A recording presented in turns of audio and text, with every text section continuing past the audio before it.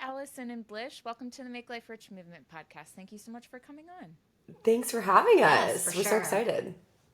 We are in for a treat today, guys. These are two of the most successful publicists you're going to come across that want to change the way PR is being done. They are the co-founders of Desk Sides, an all-in-one media marketplace for journalists and brands, and they are reworking and rewiring the way that businesses are seen and journalists are able to create and write, which I love so much. So, ladies, thank you for taking on the future of PR in your own hands. And as a 15-year publicist myself, I applaud you. I think this is amazing. This is exactly what everyone needs right now, let alone has needed for the last 15 years. So congratulations for existing and making this your own. It's amazing. Thank Thank you. you. We talked for a few minutes before, and guys, I only have people on that I'm obsessed with, and this business is no different. I love so much that you saw the problems at hand within a huge industry, and rather than just like kind of sucking it up and dealing with it like we all did, you did something about it. For me, as a publicist, it started feeling icky when it was more of a pay-to-play model, and I knew there wasn't a lot of impact there for small business owners. I knew that journalists were overrun with work, and it wasn't going to be the best piece because they didn't feel invested in it. And I personally took a pivot to business strategy to kind of avoid that.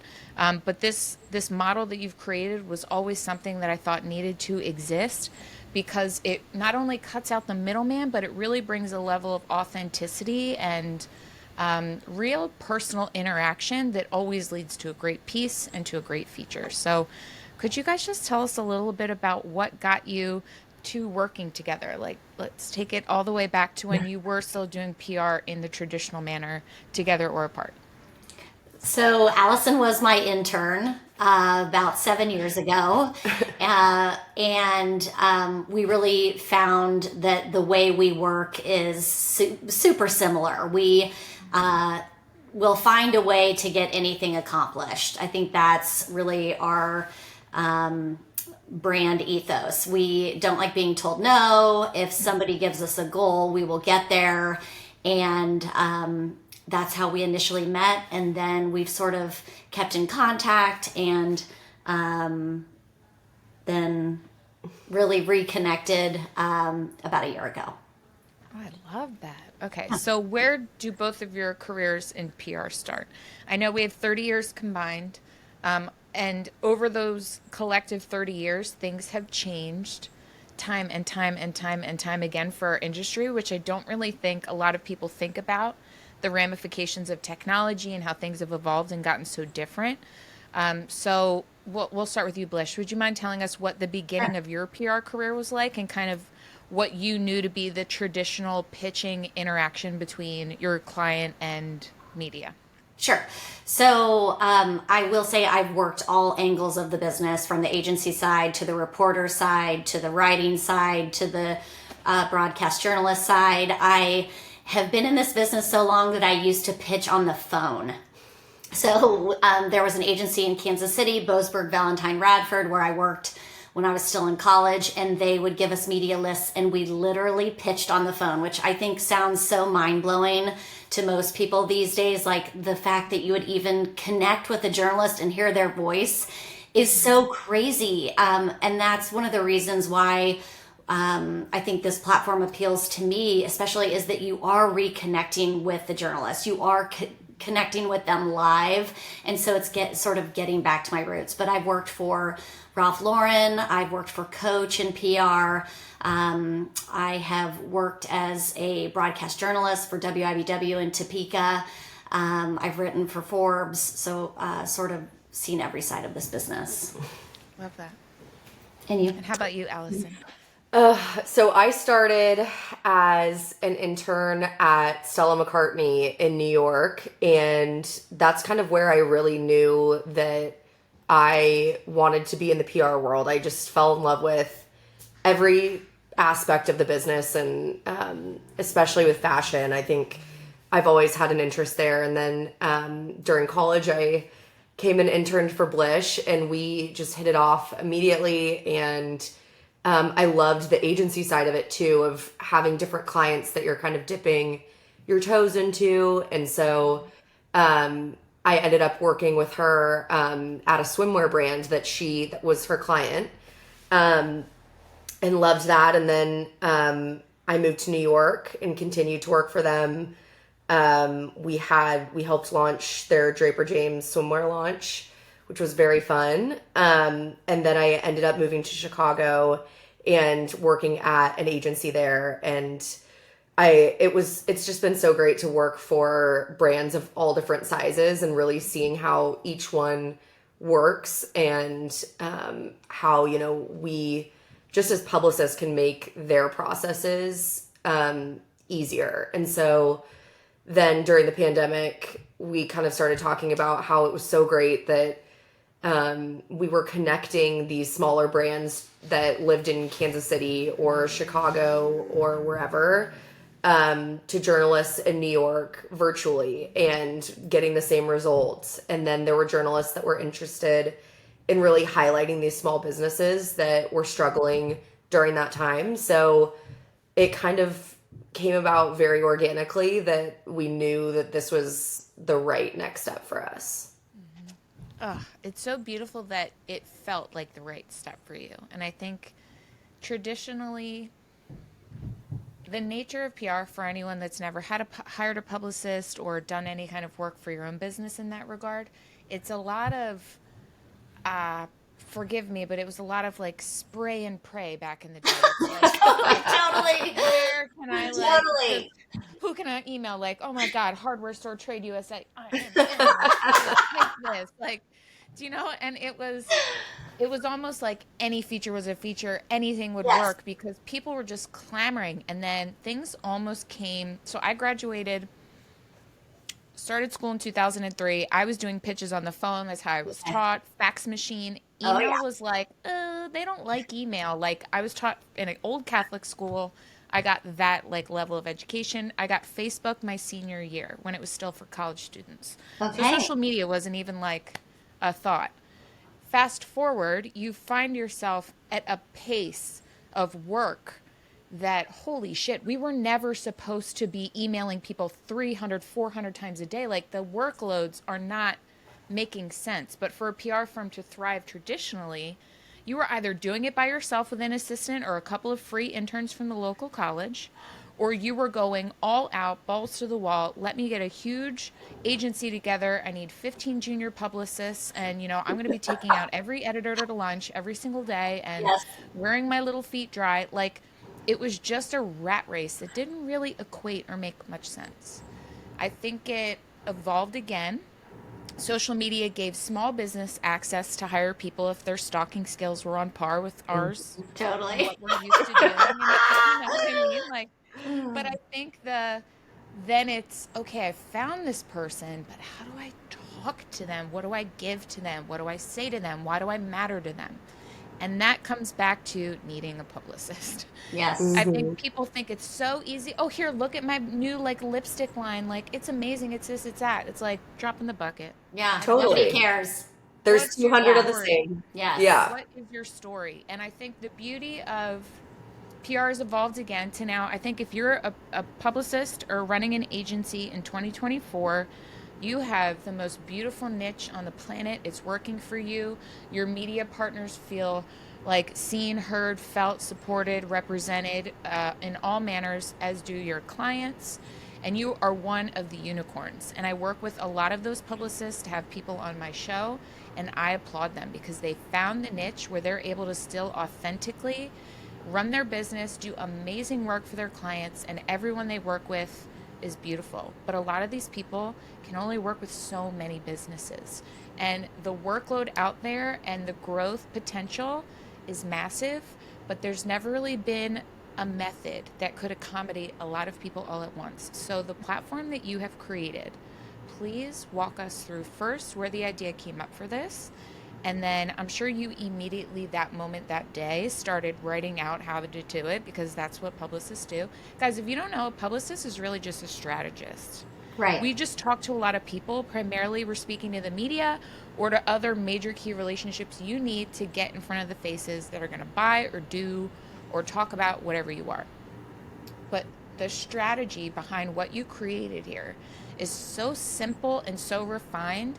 And I love that we're getting back to the basics of it, which are relationship building and having a clear, communicative goal for both parties. And that's it. So please walk us through the moment of creation and then what were the steps that followed to make desk sides a reality?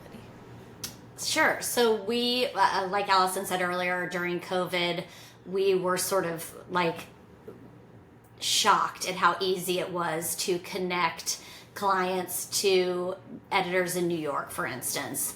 And we were getting the same results. And we had a client in Nashville who was interested in doing sort of like a big push. And so we did it and connected them with various editors for education and talking about their brand. And the results were the same as it would have been had we packed up everything, headed to New York, spent $10,000 on logistics, hotel rooms, shipping, gifting, babysitters, dog sitters, all of it. So we were sort of like, whoa, wait a second here. This is a moment that we need to, I don't necessarily think it's really pivot, but we were like, this can be a tool that we could use for small businesses. Primarily our brands that we handle are women founded with kids, with pets, with lots of logistics beyond their small business, beyond leaving their desk. So to leave town is a big undertaking, and that is something that we felt we could eliminate. I mean, it's good for the business owner, it's good for the environment, like it's good for your pocketbook, like it's just a great, easy tool, and you're getting the same results. So earlier when you said it, spray and pray, we kind of came up with the concept. We went to University of Missouri here in Kansas City and did a presentation applying for a grant. And we talked about like the easiest way to explain what PR is. And we giggled with like a visual of like throwing spaghetti at a wall and hoping one little noodle will stick out of the whole bunch. So we didn't do that in the presentation, but we thought about it, and they were gracious enough to have us back 2 times to sort of refine the presentation because it really was just an idea. And we got the grant and sort of it took off from there. Oh, I love that so much. I think it's so... Oh, sorry. Go ahead, Allison. Oh, I was just going to say, I think we also, in the best way, it wasn't that we were a little naive in the best way that we had started doing this because of the virtual connection aspect. And I think as all ideas grow, it's just blossomed into such a bigger tool where our connection is the main point, and we have so much to offer both journalists and brands that it's grown. But yeah, at the beginning it was like truly about connection and how do we do this. And both Blish and I are very, as she said, we'll do anything to get things done. So we're like, all right, here we go. What are we going to do? And it wasn't something that we like really labored over of if we were going to do it. It came about so organically. Yeah. It seems meant to be. And I remember when I found you, I was like feverishly stalking your account on Instagram. I was like, what is this? Oh my God, this is amazing. Like, speaking my language, like, thank God it's here. And then I was like, I know there's a PR woman behind this. And then when I saw it was 2, I was like, I knew it would be successful if it was 1, but for it to be 2, like I said before the call, like, you will be the Uber of media relations, like desk sides. No shit. Like, that's great. That's it. Can you tell everyone, if they're not aware, what a desk side is, which you kind of explained a bit, but guys, this used to be the like, I remember in school learning about a desk side and then seeing Samantha Jones do one on Sex and the City. Yeah. And I was like, oh my God, I can't wait. I'm going to bring them coffee. Like, oh my God, it's going to be so fun. Like, it just felt like the magic of the older days of PR. That was like the beauty of a desk side. And then they started to become more pressured and less time and less occasions of being able to meet. And then now you've got 5 minutes. And then it's like, oh my God, we went from an hour to 5 minutes. Like, Lord, okay, here I go. Like, it's become a totally different thing these days if you're blessed to get one at all. So tell us what a desk side is and why they're kind of the bread and butter of relationship building. Good. Okay. So a traditional desk side is literally when you meet an editor at their desk, hopefully, or sometimes the Hearst lobby or wherever you can get them.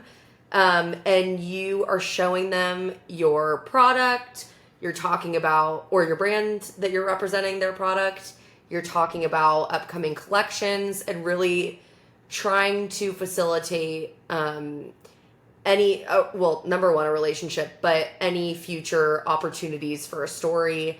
And again, for them, they get so many pitches. So having that in-person meeting and seeing someone's face when they're doing a candle story 3 months down the line and you've shown them, your candle that has X, Y, and Z, they'll remember that and come back to it. And I think a lot of people don't understand that part of PR too, is that even though you do meet with an editor and you're building that relationship, right then you might not have a story that works, but they will come back to you. Mm-hmm. They know you and they've heard all about it. And so traditionally that was going to New York and LA and meeting with journalists. And as Blish mentioned, schlepping all of your stuff and getting babysitters and such. And so we are recreating that in a virtual world. So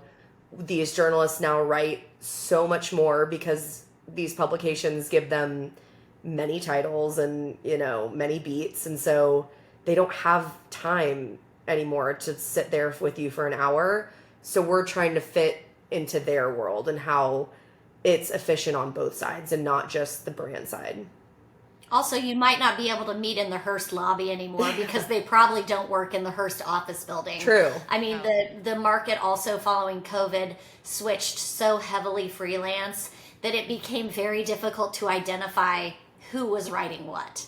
I mean, I think we still talk about like the holiday season of 2020. There were two journalism students at Columbia who are writing for two major titles. And like, that's hard to pitch, identify, track, build a relationship with. Like, they were just doing it at 30 cents a word, I think, for the experience of it. So that's really detrimental to the PR person and ultimately to the brand when it was hard to identify who would be writing what. And to that point, so many journalists during COVID moved out of New York City. And so they're not able to always meet in person. So this is working for them just as much as it is for the brands. I think the other thing too, I find two things that stick out that you just said for me there. One, Zoom was like holding court hearings during the pandemic. So if we can potentially be arraigned in some manner via Zoom, we should be able to meet with another person via typical old meeting and get some work done in a manner that feels like, oh, we're relationship building, and like also I scratch my back, you scratch your back. Like PR is such a fine balance of what do they need / what do I have to get done over here on my end so that I keep everyone happy, plus like I went a little bit above what I like promised.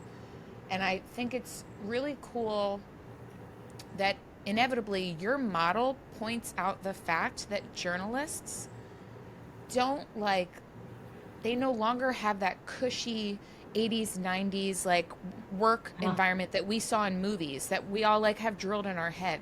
They are stressed. They are undernourished. They do not have enough water in their bodies. They're drinking too much coffee. They're typing till their fingers hurt. They're barely like able to have a conversation with you that doesn't feel rushed or hurried or anxiety ridden because their livelihood depends on it. And there are different platforms out there that have gotten you in front of reporters, but I think it's all those platforms became too big, too fast, too soon, and I don't think they really honored what was the point of needing to get in front of a reporter was actually speaking with them, actually having this be an interaction and not another place to just dump a pitch and run because you have no idea whether or not it's going to get answered. So I love that the autonomy of a journalist deciding I'm going to join the desk side platform so that I can get in front of, I'm looking to connect with more middle America makers, or I'm looking to connect with more artists, or whoever they're looking for, they're going to be able to find that on your platform. So I would love to talk about what went into making sure it stayed free for journalists. Brands sign up, they get a free trial right out the gate, guys, because I want you to understand immediately how valuable what Blish and Allison are providing you in this platform. Like, it's unreal how much you're getting with these two setups. So they have two subscription models. They're monthly. One is the fundamental package for $229, which is like, do it right now. And then concierge for $519. Give it 2 months and then bump up to that and then hammer down on making your shit grow, because this is the platform to do it. So now that we know what it costs, literally nothing, okay? Literally nothing for what their fundamental package is offering.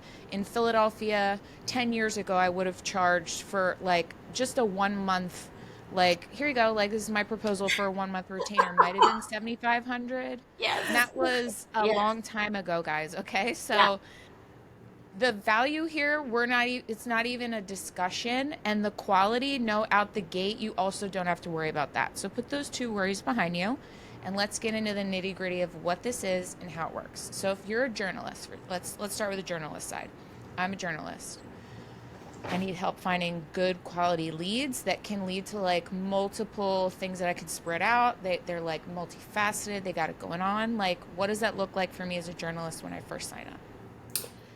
So in terms of it being free for journalists, we knew that it wasn't really a discussion of whether they were not going to pay for it. Like, we knew that we were giving it to them. They're so underpaid and overworked that they're subscribing now to Substacks. They're doing magazine subscriptions. It just doesn't make sense to add something that will be another financial burden on them.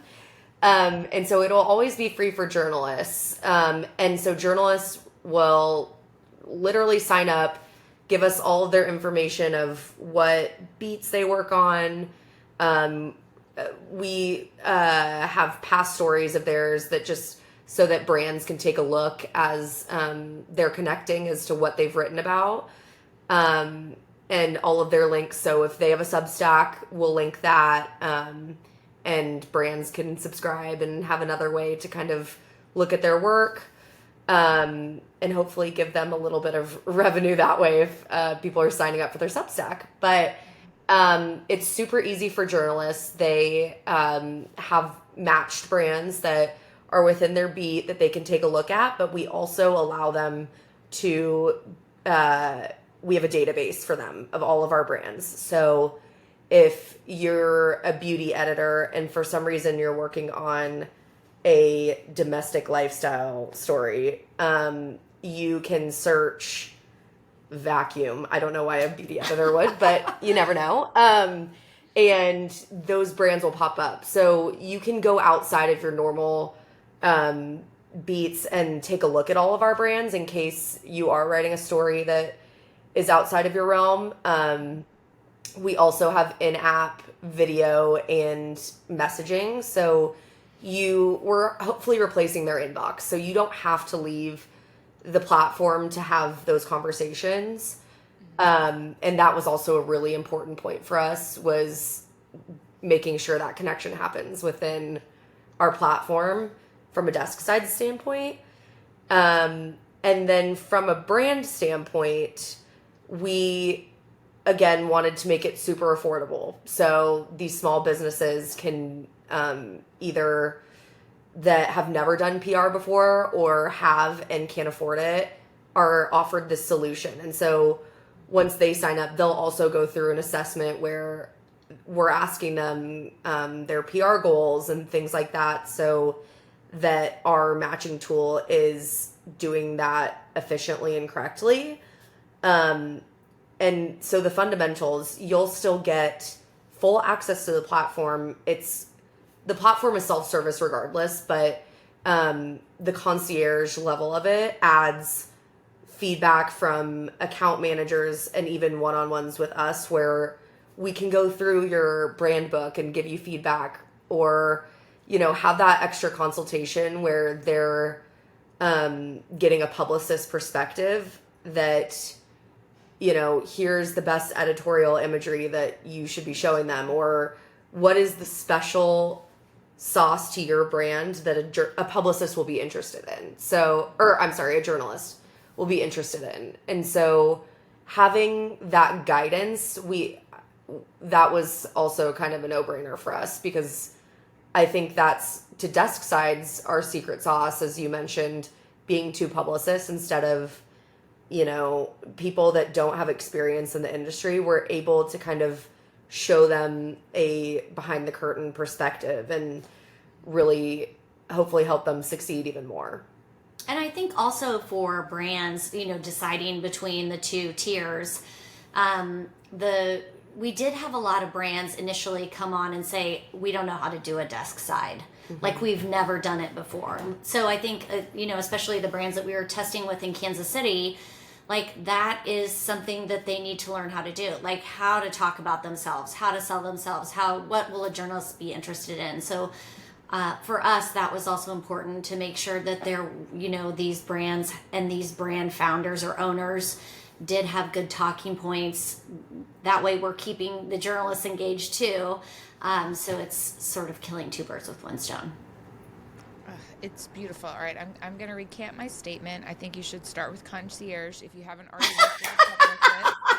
Thank you. We agree. But you know, the other thing that makes us different, I think, is that we actually care. I think finding publicists that actually care about if your business grows, sometimes we get so invested in people succeeding, like we will go way above and beyond what we're even contracted for. I mean, like, we deeply care that our strategy and that aligns with their goals, and that we care. I think that's part of our Midwestern roots.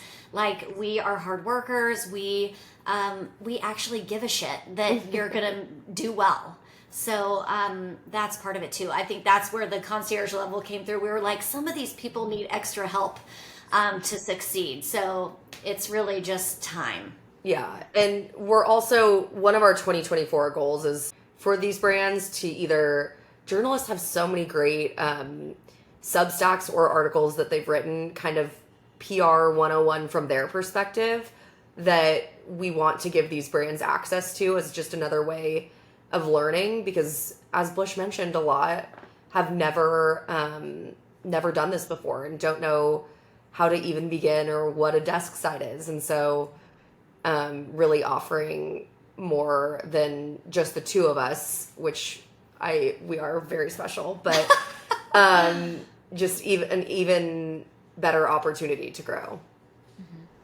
It is really interesting. I think business owners and entrepreneurs will come to a place where they're like, all right, I've grown my business as much as I can. We need to get some fresh eyeballs in the place. How do I do this? I'll be able to do it myself. Okay, so let me reach out to this person. You might get away with doing it with your local radio station, your local newspaper, but there's going to come a moment where if you've got the right product or the right business, you know that you can reach a larger audience. And the amount of time that you might think you could go about doing this for yourself that you're going to spend is time you're spending away from your expertise of whatever it is that you do in your business. And most of my clients were of the entertainment or restaurant nature in like the thick of my career, so it was kind of a different ball game. But for a lot of people that are building out a brand or a business or like a clothing line, they need to kind of test the waters themselves to really understand what they're capable of and what they're not. And I find that there is a moment where most entrepreneurs are like, okay, I'm ready to go full tilt now. We've worked out the kinks. I have a press kit now. I have a press release. I have a one sheet. I have my headshots. We have our product shots. They're all the right size that I can email them, and they're not going to get bounced back. I wait until they say, here, send me the pictures so I don't go to spam. Like all these little intricate things that you don't really think about until you've done it, or the constant onslaughts of no, no, thank you, not at this time. Nope, nope, we don't. Oh, thanks for nope. It's so The nose. disheartening. The Yes. nose. And Yeah. I think as a publicist, that's where you're like, game on, bitch. I've got something amazing for you. I'll keep writing you every day. Like, I love this. I'll angle you every way till next Tuesday. Don't start. Like, but a normal person is going to give up and they're going to be like, oh, this is hard.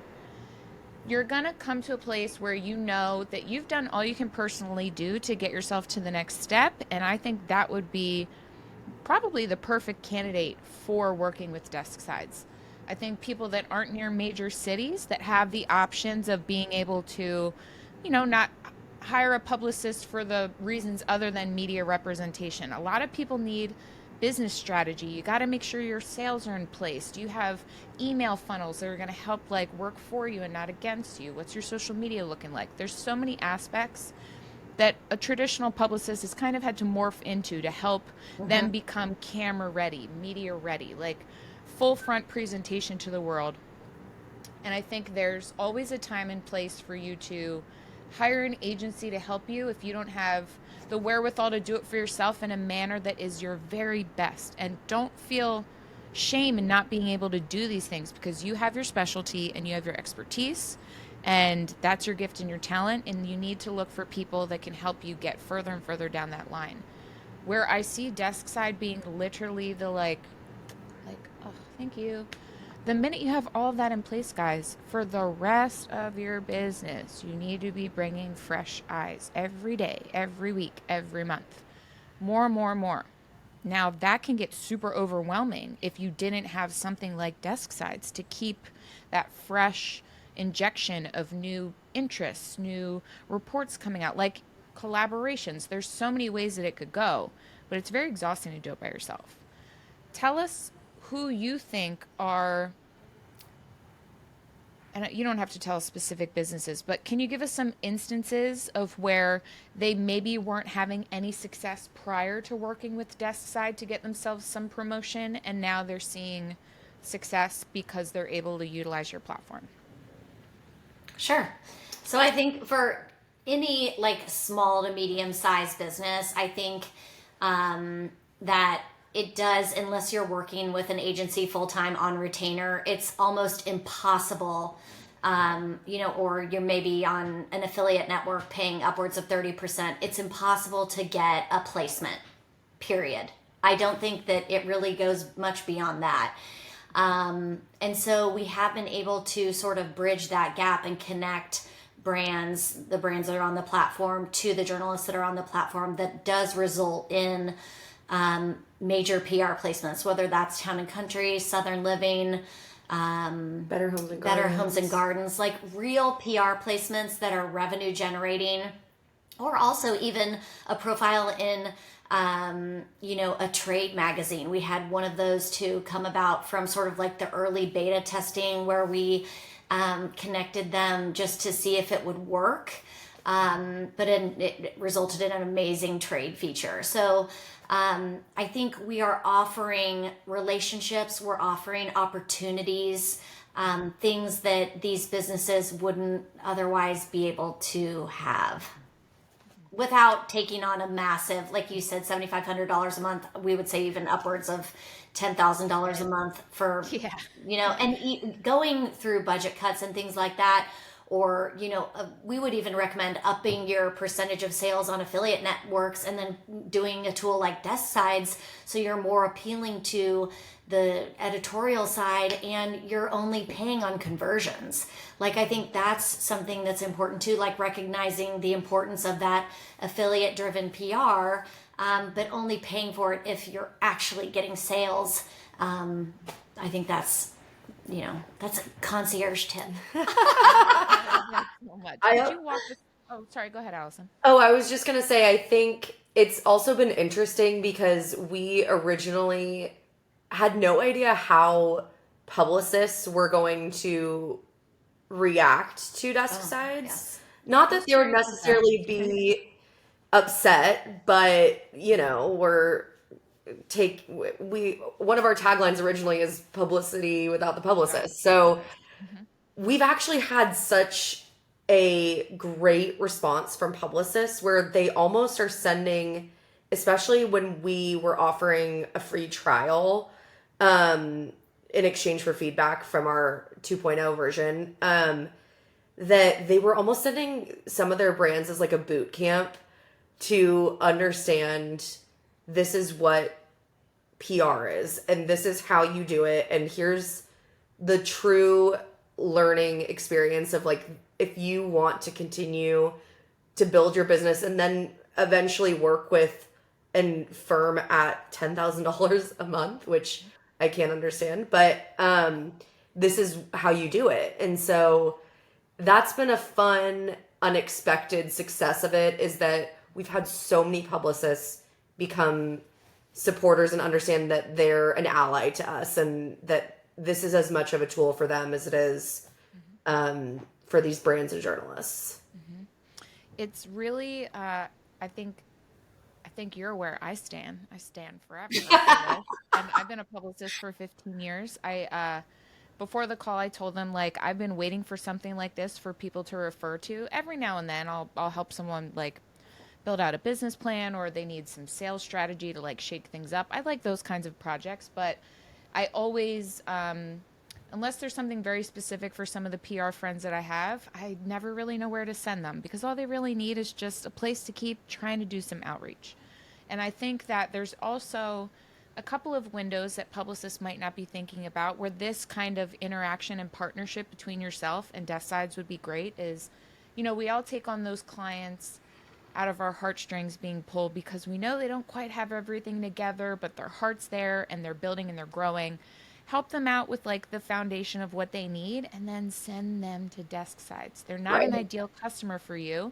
You know that they've got the heart to give it a try. You've helped them. You've given them the media kit and all the things they need to get them going. Like, I see that as a really beautiful way for a publicist to still be able to help someone, but not pull themselves down because they took on this charity case that they feel like, oh, I don't know what to do with. Like, we've all been there probably more times than like that dream client that we love so much. And I kind of like the ability to also just immediately refer this to people and be like, listen, my retainer is wild to do what it is that you're asking me for. But in the meantime, you've got everything you need to jump onto this platform and just give it a go. Like, if you have any questions along the way, get their first package. You're going to have 24/7 support. Like, that to me makes more sense for everyone involved without there being a like, no, I'm sorry, I can't help you. And then it's like, well, where are they going to go then? Like, at the end of the day, they're looking for someone to give them somewhere to go. And I'm just happy now that I have somewhere to send people. I love that. Thank you. You're so needed. And if any publicist is being honest with themselves, things have changed. No matter how long you've been in the game, it hasn't been ideal these last 8 years. It really hasn't. And if we want to be honest, it's a few years before that as well. And I think the change has been channeling along, and we're finally in the place now where people not only trust doing things all online, it's more effective to do so. The rest of our life revolves around immediacy, access. Like, we can't deny that this is how our society is set up, and for something as important and like 24/7 as PR has always kind of been, it is really cool that you're putting the power back in their hands for them to lead the charge, reaching out to the people that they want to. And I think for me, I would love, the affiliate marketing is something so brand new in terms of like pitching that I think a lot of brands may not even know what it's about unless they're a heavy reader of like online magazine articles. So could you kind of give us just a breakdown of what it is, why it might be a good idea for their brand, and maybe like the ways in which they could build it into utilizing the platform? Sure. I would say close to 80% of fashion and lifestyle editorial, it could be higher now, is affiliate connected. And there used to be a disclaimer at the bottom or the top of some articles that would say like, this publication may earn a percentage of the sales should you consider buying an item or click through to buy an item. And some of that language has even disappeared. But essentially that, and God bless all the commerce editors out there, because I know that their job depends on the amount of conversions and the amount of money they're making for a magazine.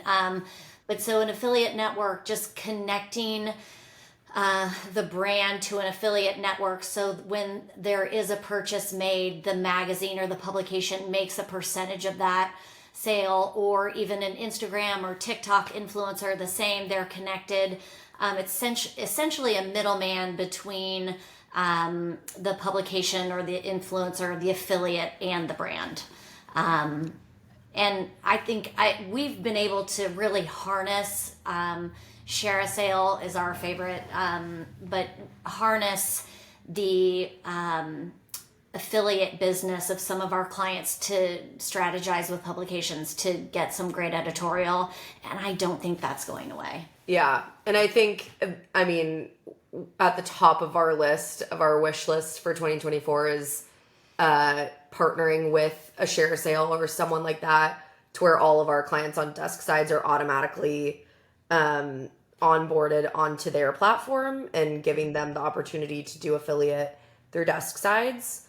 But we encourage every brand to be, I mean, I don't know if it's possible at this rate to get PR without it. It is possible, but as Blish said, most of these publications are in it to keep their doors open. So they do that through these links. And I think the success of the journalist now is even judged on how much sales the article generated for the publication, which is just an additional, milestone they have to live up to, or, a minimum requirement they have to meet. So I think any tools that we can give the journalists to make that even more successful, whether like offering an additional 30 days cookie or upping the percentage of sales for a certain amount of time, like we're trying to make the brands more appealing, even if it's a loss leader for 30 days. It's interesting to the pay to play model. I think has always been one to where in the beginning I really didn't like it. I was like, ugh. And then, you're, as a publicist, you're friends with a lot of reporters and journalists. And then you meet up with them for coffee one day and you're like, oh, fuck, like, holy moly.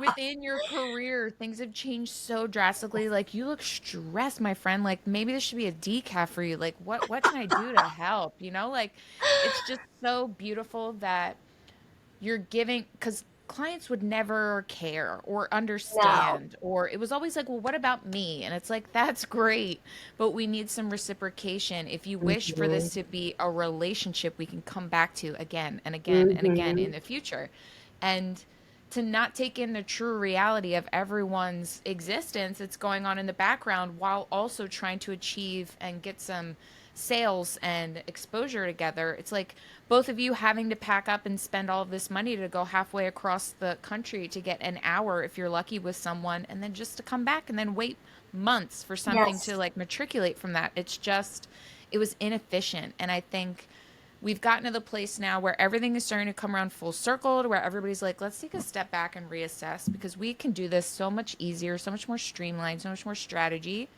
And I almost feel like, because I think you're going to be the Uber of like media relations, it's because of this simple fact that you're giving journalists power back. There are so many of them that were like kind of like beholden to the hand that feeds them in a manner that, like, for me always felt really predatory and ick. It's like, I've got a thumb on you and you're going to do what I say. You're giving them the option. If they're industrious, they could be pitching all day long. They could be like 15 like articles a week, like go for the gold. You can do so. And this is all under your own like fruition, and you can make whatever you want come together for your career. It's almost like you've given, like, which could almost make me cry, and that's how you know you're a publicist. You've given them their ability to do what they love with joy and not I love that. pressure. They get to approach the things that feel good to them. They get to like for me, I'm now kind of on the other side. I'm getting pitched every day, and it's so like, oh, I love your story, but you're not a good fit for what I do. And then I have to tell them no. And I'm like, holy shit, like full circle. This is so Full uncomfortable to circle. say no. Ah. But I love that, I can use your platform and go right to what I'm looking for and find people right away without having to hurt feelings and be like, oh no, like good luck, but no, like I don't think you'll fit. But it makes me emotional to see the way in which actively right now as we speak, you're changing media. And media has been a hot button topic for a long time, but I think it became unrecognizable to those of us that have had to work with it for so long. Mhm. And I love that you're almost making it fun again, like how it Oh, I used love to that. be. We're I trying. love Yeah. the rush. The I know. rush of the relationship in the like 10 years ago, 15 years ago, PR, like that's what you're bringing back. Right. The That's what relationship. it's all about. Yeah. Yeah. And we've also had interesting feedback from journalists about wanting even a sense of community within the journalists and figuring out how we can provide that for them, Mm-hmm. which is something we hadn't originally thought of. And to your point, it's making it fun. It's become such a taxing and on both ends of the spectrum process that we just want to simplify it and make it fun. So you hit the nail on the head there. So if a journalist is looking to start working with desk sides, what are some things they can do to set themselves up for success right out the gate? What should they bring with them? What are we looking for in terms of their best work? Like lay out their ideal entrance into desk sides. I think we see a lot, and I'm sure this is out of being busy, but making sure that your profile is fully filled out and that you've brought your best, published work and things like that. We have a lot of a lot of journalists that will quickly sign up because they're going about their day, within the old process of things and maybe are waiting to be accepted. But we like to take a look at everything and these brands that are onboarded to have all of that information about your previous work, what you're doing now, and a little bit more info about them. It sounds really simple, but it's super helpful to us and to the brands that want to connect with them. So the more information, the better. And I know that us saying that as publicists, we are constantly thinking that, but teaching others, I know, teaching others to kind of include that in their profiles is really important for us. Yeah. It feels like a really smart way to just make sure that if you're the brand side of things, you really are trying to put your best foot forward. You want to get the publicity without the publicist, then you have to give them some information so they can make an initial decision to reach out to you. It's like dating, you got to put your Yeah. best foot forward and Yeah. like a little like, hi, Exactly. I It's like we your say we're reel, like the or blah, blah, match.com. blah. We're like a Yeah. match.com, but for brands and journalists. Like we are Yes. trying to connect people that we think can build a relationship. And also like not just the first meeting, but like the secondary placement or the second or third meeting. Like being able to build a community and a relationship with a brand so that the reporter will keep going back to them and say like, okay, well, what do you have this season? What do you have this season? I think that's, part of our mission as well. Yeah. If you want good matches, you got to fill out your profile and make it look good. I can see you guys adding like like a Pavlov's like essence to this, like a little auditory like email or like something coming through like the Shopify ding like Oh yeah, that's a good idea. You should. Yes, oh, that's a good that idea. rush. Yes, But you yes. remember like where you get an email back and they're like, bless you, this is perfect. Can I get this? Send me the headshot. And then Yes. you're like, Yeah. Yeah. in your chair. There is no better PR feeling. is this. I say that all the time. I'm like, oh, it's like you'll have a win up here, and then Yes. like moments later there is a valley, and then Yeah, you're like- moments later, yes, and we're trying to eliminate that by just creating relationships and connections. My cortisol thanks you. Everyone's cortisol thanks you because I tell you what, I had a lot of unhealthy habits from the adrenaline and dopamine like dumps and spikes from what is and what was the PR industry and what is now again the PR industry because Yeah. you brought that back fully. I love so much that you're coming up on your 1 year anniversary. Is it May 5th? Cinco? Ooh, um, so yes, it's interesting because we've kind of moved the goalpost on that a little bit because we fully rebuilt and I know that this is part of our journey, but we, as Blish mentioned earlier, we got a grant to build our first version of our platform, which we are coming up on the 1 year anniversary of when we launched it. And then we luckily ended up, I think our developers moved a little too slow for us, and we are get it done people. And so we ended up meeting our now CTO, who is from Kansas City. He used to be a principal engineer at Meta. He's great. He's building it on his web stack that he's innovated and completely invented himself. And so the changes that him and our developers are able to make has completely changed our platform. And so we ended up launching our 2.0 in October. And so we kind of have two, like when we introduced it to the world and then reintroduced it. But it's crazy to even think about where we were a year ago to now and how much has changed for the better. So Yeah. I wonder if I know both, I don't even need to ask. I know you're both perfectionists. That's just like status quo. But I wonder if there was, I would have literally said verbatim what you just said. And the beauty of me having this show now is that I get to have entrepreneurs on the other side and I hear them saying the things that I would say myself about my own business. And I always feel inclined to say, like, it's a blessing and so cool that you obliterated those goalposts immediately. It's so incredible and like kind of mind blowing that you were able to get in within like the first 6 months of starting your company and really just like about face it and like, no, no, no, we can do more than this. And then got right down to it and achieved it within 6 months. Like that's wild. I think it's kind of an unspoken like trajectory for a first year company, let alone one that relies on tech.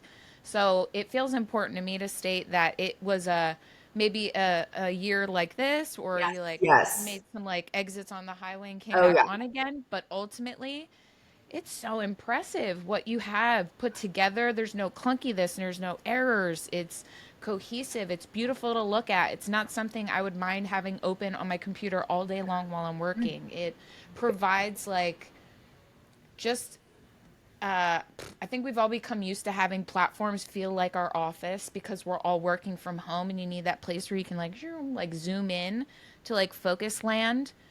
You feel like that. That makes so much sense for it being the thing that like people are logging into every morning to start their day. Like that doesn't happen in 5 years, let alone one. So that's my 2 cents. Thank you. Thank you. Yeah, it has been an up and down year. Yeah. And being women in this industry, in tech, like trying to fundraise, trying to prove that we know what we're talking about when it comes to PR has been a challenge in and of itself. And so we hope that by the end of summer we'll have fundraised and be able to move on to the next best version of desk sides too. Yeah.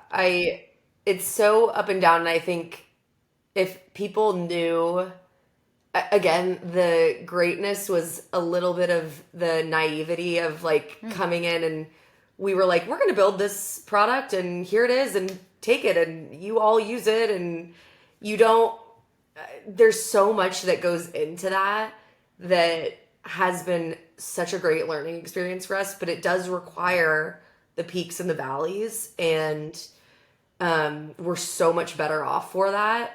But it is something that, people like to shout from the rooftops when they have a great thing that's happening with their business, but you forget that they also experience those lows and that's something that not enough people talk about. So A ton of lows, and it seems, just based on the guests I've had, more lows than highs, but the lows were what made the highs high, and what made, exactly. the level be able to be raised again, because you know how low you were and how high you got, and you can do it over and over and over. I Yeah. can't wait to see where you guys grow to. It's going to be wild. Oh, thanks. Please remember, when you do become the Uber of media, can you just put my name under it to say Sara Ann Kelly, and then we'll put the date of the show, not Yes. today. We'll So link it. We'll link it. That's about to be our new Instagram bio. Like, are you kidding me? That's the best thing anyone's ever said about us. hand to God, I love it. like, you're literally solving millions of people's problems in a very easy, nonchalant, fun way. Like, it's just, you don't get more unicorn than that. So, Thank you. anyway, okay. Love it. So my last question that I ask all of my guests, and we'll ask both of you. I'll ask you first, Allison. How do you make your life rich? Aside from the obvious of my family, my I have the best, and Blish included, I have the best friends that are just my biggest cheerleaders, and we have such incredible conversations, and they just support me, and they make my life so incredibly rich. It's ridiculous. So I'm so grateful that I have the best friends in the world, including Blish. Oh, that's so sweet. Oh, I love it. Aw, and Blish, how do you make your life rich? I would say my kids. Sorry. I have 3 kids, one in college, one in high school, one in grade school, and all at 3 very different phases of their life. But I pour a lot of energy into them, but they give me a lot back. So I am very lucky to have them in my life. She has the most well-rounded, intelligent children that's you'll nice. ever meet. So They're awesome. they're incredible. Oh, I And what love about that. you? I know. What about you, Sarah? Oh, I would say what's currently making my life rich is just doing this podcast. I love so much. My favorite part about PR was getting to know people's reason for why they started a business in the first place. And then it's always connected to some really important thing in their life. And that for me was always like the best part, but nobody ever really cared about that part. They only cared about the product or the restaurant. And I love, it means a lot to me to be able to share the why of what people do, because it's what means the most to them, and it's important to be seen for the thing that means Yeah. the most to you. And I kind You of get to do it care. for myself by Yeah. doing this. So Yeah, it's I like love a full that. circle. Yeah. And that's also your secret sauce is, as a publicist, you're so trained to find the story and what makes them special and sparkle. And so I love that you get to do that all the time. Yeah. Oh, thank you. Yeah, I made PR work for me in a way that also works for everyone else. So Yeah, there you about go. that. But thank you so much for asking. I appreciate getting to be in the convo. Okay, ladies, I'm instructing everyone to go to the show notes. They're going to just immediately sign up for the concierge. Start off on the right foot. Okay, there's no qualms about this. Just do it. It's also a tax write-off. So enough's Yeah. enough. Just get in and get it done. And then you're going to follow them on Instagram. And then I just like low-key need to know how it goes for everyone. So if you discover Death Sides through this episode, can you just please DM me and just say, you were right. Thank you. Signed XO. Like, Right. I know. Okay. And you can thank me later for this. So ladies, this was a pleasure. Congratulations on being the Uber of media and the future as we know it of conversing and sharing our businesses with journalists. It's sick. Love it. You guys are the epitome of PR badasses, and I just am so thankful to now count you as new PR friends. So thank you. I love that. Thank you so much great for to meet having you. us. My pleasure.